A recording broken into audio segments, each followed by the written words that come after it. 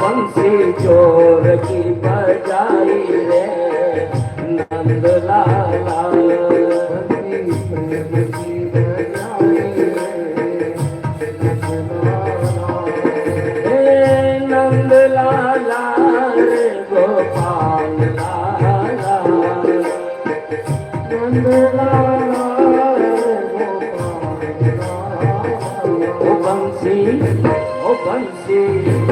बंसी जोर की बजाई रे नंद लाला, बंसी की आवाज में तो रसोई में सुनी थी, बंसी की आवाज में तो रसोई में सुनी, बंसी की आवाज में तो रसोई में सुनी थी, बंसी की आवाज में तो रसोई में सुनी, कि फूल का पड़ता है हो जाए रे नंद लाला, फूल का पड़ता ही छो जाए रे नंद लाला, हे नंद लाला रे गोपाल लाला,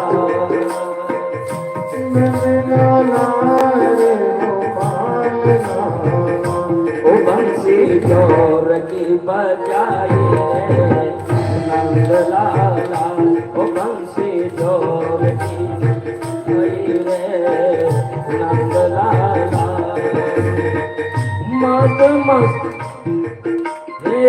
मस्त मस्त गोपिकाएं मुरली की तान में, मस्त गोपिकाएं मुरली की तान पे, यमुना के तीर में जोड़ भगवान से, यमुना के तीर में जोड़ भगवान से, व्याकुल है गोपिकाएं कान को न पाएंगे, व्याकुल है गोपिकाएं कान को न पाएंगे, कहाँ गए प्यारे वेणु वादन सुनाएंगे, कहाँ गए प्यारे वेणु वादन सुनाएंगे, चलिया चल के छिप जाते हैं यमुना के तीर, चलिया चल के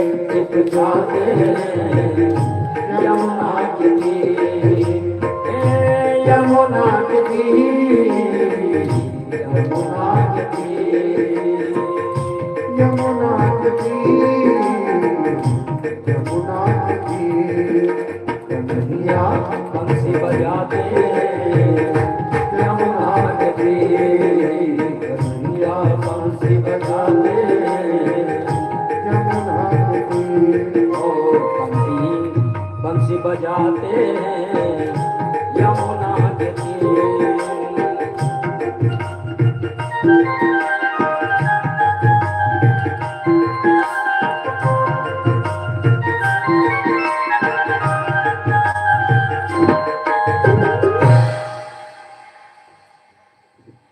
जिस हालत में थी गोपियां उसी हालत में यमुना के तट पर आ गई। यमुना के तट पर आ गई जहां कन्हैया कदम्ब के नीचे बैठे हुए बांसुरी बजा रहे थे। सारी गोपियां को जब अपने सामने देखा कन्हैया ने तो उन्होंने कहा, स्वागतम वो महाभागा प्रियं किं करवाणि वा व्रजस्यानामयं कश्चित् भूतागमन कारणम्। सारी गोपियों को अपने पास देख करके कन्हैया ने कहा, पहले तो बांसुरी बजा कर ये बुलाते हैं और फिर कहते हैं कि आपका स्वागत है। हे महाभागा, गोपिकाओं को महाभाग कर रहे हैं भगवान। हे महाभाग, आपका स्वागत है, बताइए मैं आपके लिए क्या प्रिय करूं। ये इस प्रकार, इस समय, इस रात्रि काल में तुम यहाँ यमुना पुलिंद पर क्या कर रही हो? कारण बताओ, किस कारण से तुम यहाँ आई हो? जब भागवतकार व्यास जी भगवान के श्रीमुख से गोपिकाओं को महाभाग कह रहे हैं, महाभाग्यशाली कह रहे हैं, तो फिर सिद्ध है कि वे गोपिकाएं कोई साधारण प्राणी तो नहीं हो सकती। गाड़ी, बंगला, करोड़पति भाग्यशाली नहीं हो सकते, क्योंकि इन पर काल का साया है। भाग्यशाली तो वो है जो सांसारिक सुखों और काल भय को छोड़ करके ईश्वर की ओर दौड़ पड़े। भाग्यशाली वो है। गाड़ी, बंगला, कार, ये तो किसी के भी पास हो सकते हैं, लेकिन इन सबसे मोह हटा करके केवल ईश्वर की तरफ दौड़ पड़े, वो भाग्यशाली है। और ये गोपिकाएं वही थी, सारे संसार को पीछे छोड़ करके केवल कन्हैया रूपी परमेश्वर की ओर दौड़ पड़ी थी। इसलिए भगवान श्री कृष्ण ने स्वयं उन्हें महाभाग्यशाली कहा। बताइए महाभागा, इस रात्रि काल में तुम यहाँ क्यों आई हो? भगवान बोले, इस प्रकार रात्रि में दौड़ दौड़ करके आना, तुम्हारे माता पिता पति संतान प्रतीक्षा करते होंगे, सुख तुम्हें घर पे ही मिलेगा। मैं तो केवल आनंद दे सकता हूँ। पति की सेवा पत्नी का धर्म है। अनन्य भाव से परिवार का काम करते हुए प्रभु का चिंतन करें, तो फिर बिना मुक्ति के ही नारी की मुक्ति हो जाती है, क्योंकि वो पति पुत्र पुत्री आदि परिजनों में ईश्वर का अंश देखती है। अतः तुम घर जाओ। अब गोपिकाओं ने कहा, ये क्या बात हुई? हम तो पूरे परिवार को छोड़ करके कन्हैया की शरण में आ गए और कन्हैया कह रही है वापस घर जाओ। हे परीक्षित, भगवान श्री कृष्ण का ये अप्रिय भाषण सुन करके गोपिकाएं उदास हो गई, उदास हो गई। अब क्या कहें, कैसे कहें? नाखूनों से भूमि कुचलने लगी, पैरों के नाखून से। मन से सर्वस्व त्याग कर प्रभु के पास आई थी। शारीरिक के अपेक्षा मानसिक त्याग ज्यादा महान है। व्रत अव्रत प्रयाग वेणी माधव दर्शन को चले, अव्रत वेश्यालय में ठहरा। वेणी माधव प्रयागराज के दर्शनों को चले, तो अव्रत तो वेश्यालय में ठहरा, लेकिन जो व्रत था वो मंदिर में। किंतु मन विपरीत था। जो कहीं किसी होटल में ठहरा, उसका मन तो केवल भगवान में लगा हुआ था, लेकिन जो मंदिर में ठहरा उसका मन अस्थिर था। तो आखिरकार जिसका मन स्थिर था, जिसका मन ईश्वर में लगा हुआ था, उसको ईश्वर मिले। जिसका मन भले ही ये सोच रहा था कि मैं प्रयाग में जाऊंगा, प्रयाग में नहाऊंगा, लेकिन मन स्थिर नहीं था, मन पीछे लगा रहा, तो उसको उसका कोई फल नहीं मिला। प्रयागराज स्नान का फल उसे मिला जिसने अपना मन ईश्वर में लगा रखा था। तो गोपिकाएं बोली कि प्रभु, पति के पास तो वो स्त्री जाए जिससे मन में विकार और वासना शेष है। हमारे मन में तो विकार और वासना है ही नहीं। आपने पति सेवा की आज्ञा दी है, तो हमें प्रश्न का उत्तर दीजिए। आपने कहा ना पति की सेवा करो, तो हमारे एक प्रश्न का उत्तर दीजिए। एक पतिव्रता स्त्री थी, पति के दर्शन के बाद भोजन करती थी। पति विदेश में गया, तो पतिव्रता स्त्री कैसे भोजन करे? तो उसने एक रास्ता निकाला। अपने पति की फोटो को सामने रखती, पहले भोग लगाती पति की तस्वीर को, और फिर भोजन कर लेती। इस तरह अनेक दिन बीत गए। एक दिन फोटो को भोग लगा करके और उसने भोजन करना चाहा, इतने में दरवाजे पे दस्तक हुई। उसका पति दरवाजे पर आ गया था। अब फोटो को तो भोग लगा दिया था उसने। अब आप बताइए हमें कि दरवाजे पे आए हुए पति को अंदर ले, उनकी पूजा करें, उनको भोजन करवाए, फिर भोजन करें, या फिर फोटो को भोग लगा दिया तो भोजन कर लें? कृष्ण बोले कि ये क्या बात हुई? जब प्रत्यक्ष ही पति आ गया है तो फिर उसको अंदर ले और उसको भोजन कराओ और फिर भोजन करेगी।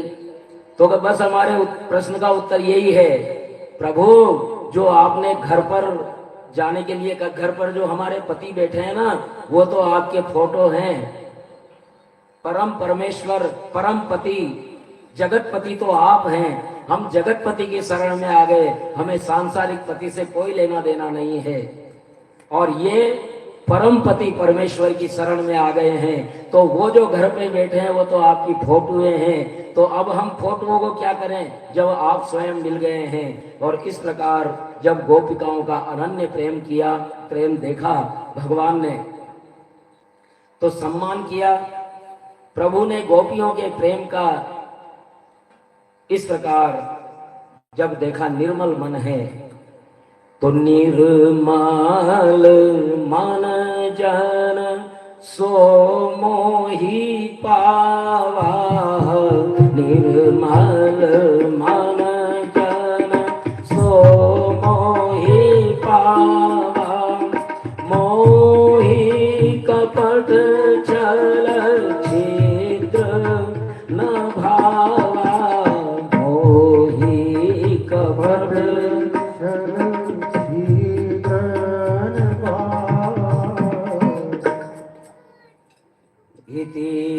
विप्लवितं तासां श्रुत्वा योगेश्वरेश्वर, प्रहस्य सदयं गोपी रात्मा रामोऽप्यरिरमत्। गोपिकाओं की व्याकुलता देख करके आत्म रमण श्री कृष्ण गोपिकाओं के संग रास क्रीड़ा प्रारंभ करते हैं। प्रभु ने जितनी गोपियां थी उतने ही रूप धारण किए और हजारों जन्मों का विरही जीव प्रभु के समीप उपस्थित हुआ। जैसे शुरू में बताया गया कि कृष्ण तो हमारे अंदर है और प्रत्येक गोपी के साथ, प्रत्येक शरीर के साथ वो हैं, केवल पहचानने की देर है। जैसे ही गोपिकाओं ने पहचाना और कृष्ण ने उतने ही रूप लिए और गोपिका कृष्णमयी हो गई, दोनों एक हो गए। ब्रह्म जीव से मिलना हुआ, गोपिकाओं को अभिमान हो गया।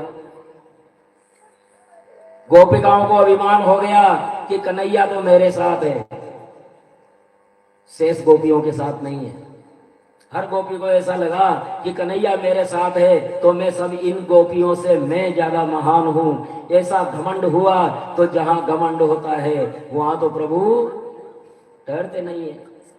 तो जैसे ही गोपिकाओं को घमंड हुआ, अभिमान हुआ, तो फिर भगवान अंतर्ध्यान हो गए।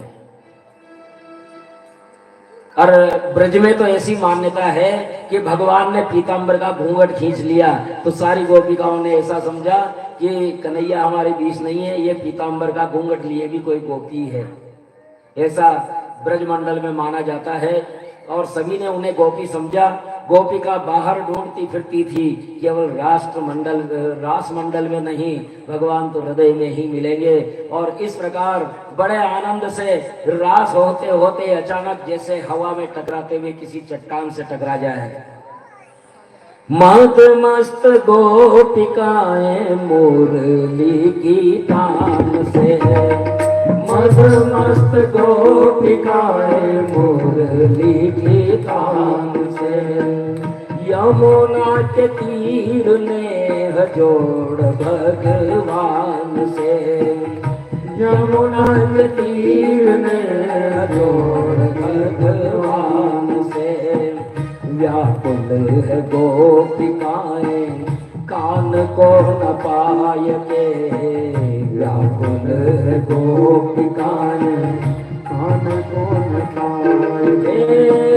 कहाँ गए प्यारे वेणुवादन सुनाए के, कहाँ गए प्यारे वेणुवादन सुनाए के। छलिया छल के छिप जाते हैं यमुना के तीर, छलिया छल के छिप जाते हैं यमुना के तीर। हे यमुना के तीर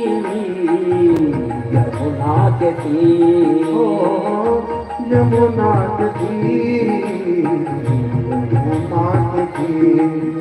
कन्हैया बंसी बजाते हैं यमुना के तीर, कन्हैया बंसी बजाते हैं यमुना के तीर। कन्हैया छिप जाते हैं। गोपिकाएं अचानक से कन्हैया को गायब देखती हैं, अदृश्य देखती हैं, तो उनकी तो जैसे सर्प की मणि छूट गई हो, किसी लालची का धन खो गया हो, इस प्रकार की स्थिति हो गई। और अज्ञान के कारण जीव स्वयं को भूला रहता है, उन विद्यार्थियों की भांति जो स्वयं को नहीं गिनते। 10 विद्यार्थी हैं कक्षा में, सब 1 2 3 4 5 6 7 8 9, लेकिन स्वयं को नहीं गिनते, तो एक तो 9 ही रह गए, 10वां कहाँ गया? सबने गिने अपने आप को छोड़ करके, तो हम तो 10 थे, 9 ही कैसे रह गए? इस प्रकार अपने हृदय में स्थित कृष्ण को न देख करके और वो चारों तरफ ढूंढ रही हैं। भगवान को पा लेने पर भी साधन नहीं छोड़ना चाहिए। यदि छूटा तो प्रभु अंतर ध्यान हो गए हैं, और प्रभु अंतर ध्यान हो गए तो फिर गोपिकाओं के हृदय में श्री कृष्ण है, लेकिन वो व्याकुल होकर के बाहर ढूंढ रही है, बड़ी व्याकुल होकर के और पुकार रही है, हे प्रभु।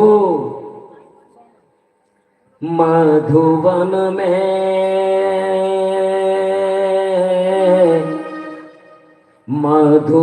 में बुला के श्याम दर्शन तो दो, चित चोर कान्हा सताओ नहीं।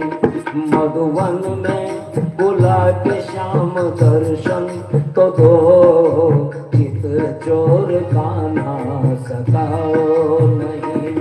गुरुवर में बुला के श्याम दर्शन तो दो, चित चोर कान्हा सताओ नहीं।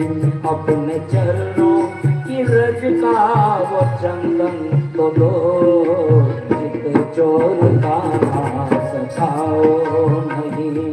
अपने चरणों की रज का वो चंदन तो दो, चित चोर कान्हा सताओ नहीं। मधुवन में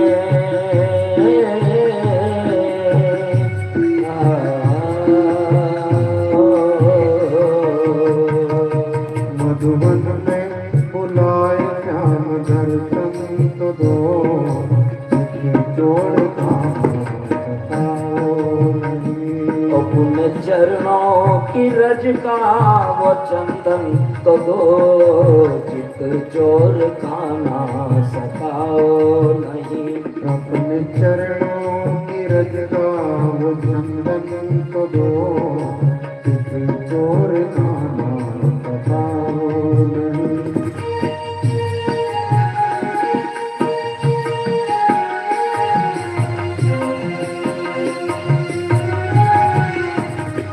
सर्व पूनम निशी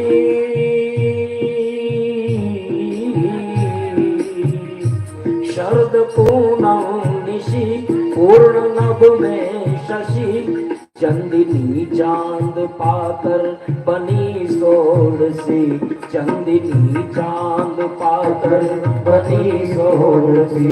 शरद पूनम निशी चंदिनी, शरद पूनम निशी, पूर्ण नभ में शशि, चंदिनी चांद पाकर बनी सोड़सी, चंदिनी चांद पाकर बनी सोड़सी। मोहिनी रूप, मोहिनी रूप मधुसी, चितवंतो दो, चित चोर कान्हा सताओ नहीं। मधुवन में बुलाए श्याम दर्शन तो दो, चित चोर कान्हा सताओ नहीं। सर्द पूनम का पूर्ण चंद्र आकाश में है, और चांदनी से ये धरती अपने आप को महाभाग्यशाली समझ रही है। हे कन्हैया, चांदनी चांदनी पाकर के ये धरती सोड़ सी हो गई है। हे प्रभु, हे मोहिनी रूप धारी प्रभु, आप हमें चितवन दो। हे चितचोर कान्हा,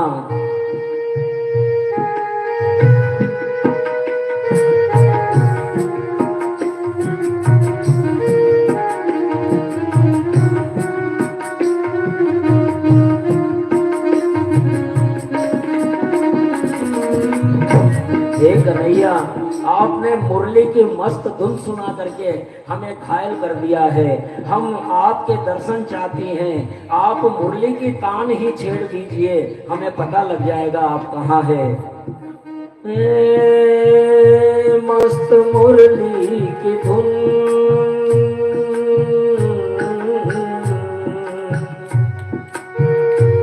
मस्त मुरली की धुन, गूंजता कुंजवन, हम हुई बावरी मन तरस की लगन, हम हुई बावरी मन तरस की लगन।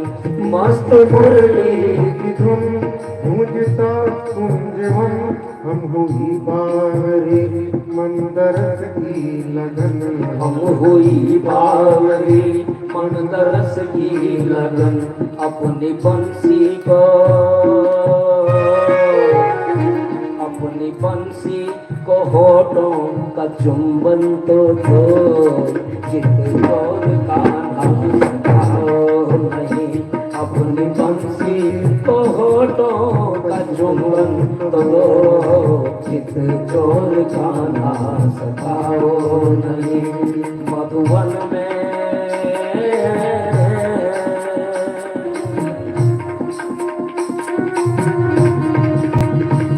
कान्हा,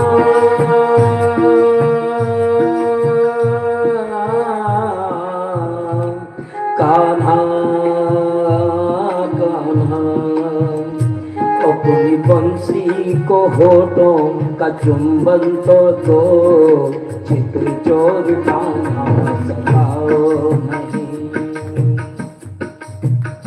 अपनी बंसी को होठों का चुंबन तो दो, चितचोर कान्हा सताओ नहीं।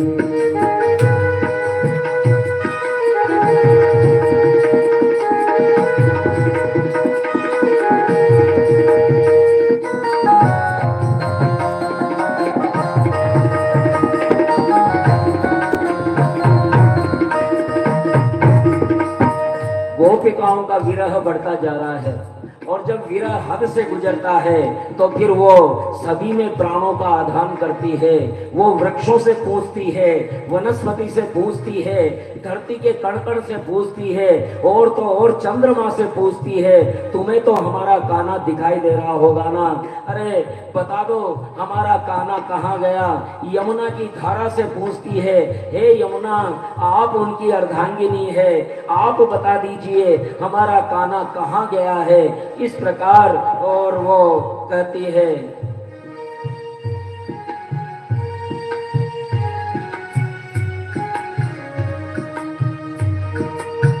क्वचित तुलसी कल्याणी गोविंद चरण प्रिय। हे तुलसी, तुम कल्याणी हो, गोविंद के चरणों की प्रिय हो तुम।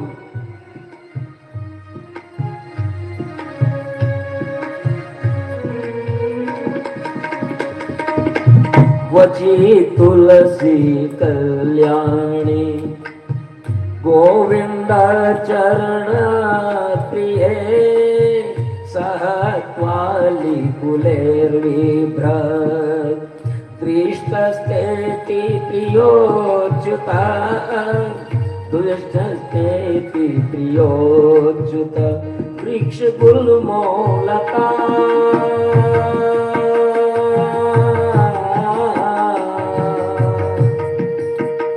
वृक्ष गुल्मोलता, कुंजवन की छटा, चंदिनी तू बता मुरलीधर का पता, चंदिनी तू बता मुरलीधर का पता। वृक्ष गुल्मोलता, कुंजवन की छटा चंदनी तू बता मुरलीधर का बता चंदनी तू बता मुरलीधर का बता अब निकलता है दम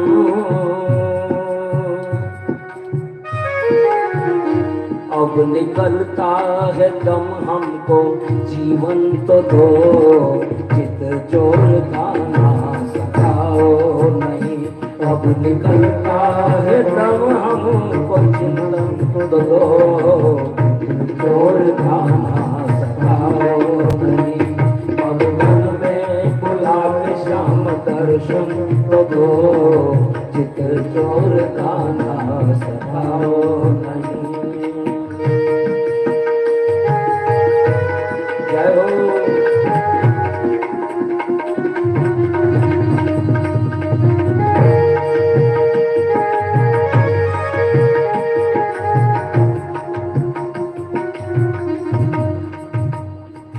गोपिकाओं का देहभान भूल चुका है, गोपियां भागवत रूप हो गई हैं। ढूंढते ढूंढते गोपिकाएं कृष्ण लीलाएं करने लगी, स्वयं को कृष्ण समझने लगी। गोपिकाओं ने सोचा यमुना किनारे जाकर के स्तुति की जाए, श्री कृष्ण अवश्य ही प्रकट होंगे। और इस प्रकार वो यमुना पुलिंद पर आ गई हैं और वही जो यमुना के किनारे उन्होंने विरह गीत गाया वही गोपी गीत है। और गोपी गीत का पाठ गोपी भाव से यदि किया जाए तो अवश्य ही हृदय के वृंदावन में श्री कृष्ण का अवतरण होता है।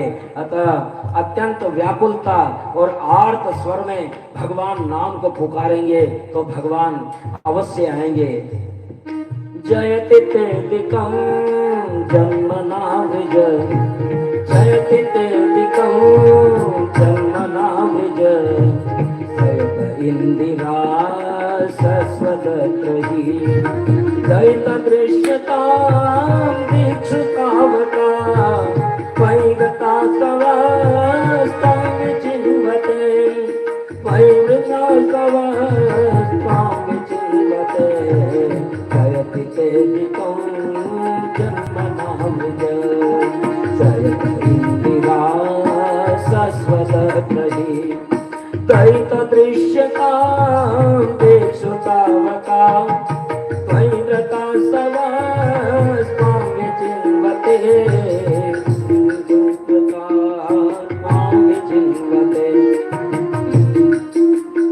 आपके जन्म से व्रज की महिमा बड़ी बड़ी है, आपकी जय हो। हे आपके जन्म से ब्रज की शोभा बड़ी है, ब्रज की महिमा बड़ी है। लक्ष्मी वैकुंठ छोड़ करके और यहाँ आ गई है हृदयेश, हम आपकी दासी हैं। सरदुदाशये साधु जात सर सरदुदाशये साधु जात सर सरस जोदर श्री मुषादिशा सूरतनाथ के सुल्क दासिका वरदनी नतो नेह किंबद सूरतनाथ के सुल्क दासिका वरदनी नतो नेह किंबद वरदनी नतो नेह किंबद। हे प्रभु हम निःशुल्क दासियां हैं आपकी, आपके नेत्रों से घायल हुई हैं, हमारा वध न करो। हे प्रभु सखियां रोदन करे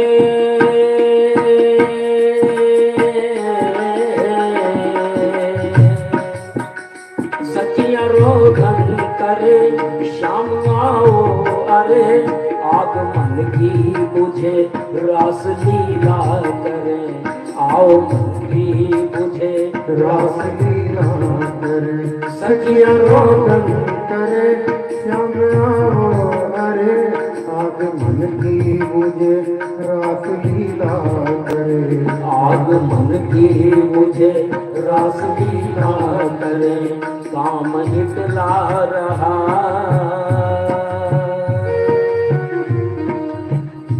काम इतला रहा अंग परशन तो दो चित चोर का सताओ।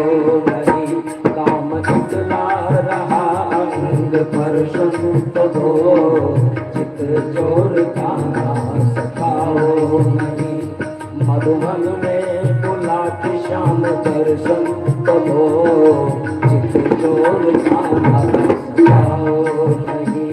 मद मद में बुलाए श्याम दर्शन तो दो, चित चोर खाना सताओ नहीं। और यमुना पुलिंद पर ही गोपिकाओं को एक गोपी मिली। उसने कहा कि कन्हैया मुझे साथ में लाए थे, मैंने सोचा कि सारी गोपिकाओं में केवल मैं ही कृष्ण को ज्यादा प्रिय हूँ, इसलिए मैंने उनसे कहा कन्हैया मैं थक गई हूँ, मुझे गोद में ले लो, मुझे गोद में ले लो। कन्हैया ने कहा अरे गोद में क्या, तू मेरे कंधे पर बैठ। वो बैठ गए, मैं कंधे पर बैठने लगी और कन्हैया गायब हो गए। अब मैं भी तुम्हारे साथ हूँ कन्हैया, मुझे भी नहीं मिल रहे हैं। हर कहीं हर किसी में वो गोपिकाएं ईश्वर को ढूंढ रही है, जो सभी में ईश्वर को ढूंढे वही गोपी है। इसलिए कहते हैं विष जलाते या ज्ञान राक्षसा, वर्ष मारुता देवता नला, विस्मयात्म जात विश्व तो भया, वृषभ ते वयं रक्षिता मुहुः।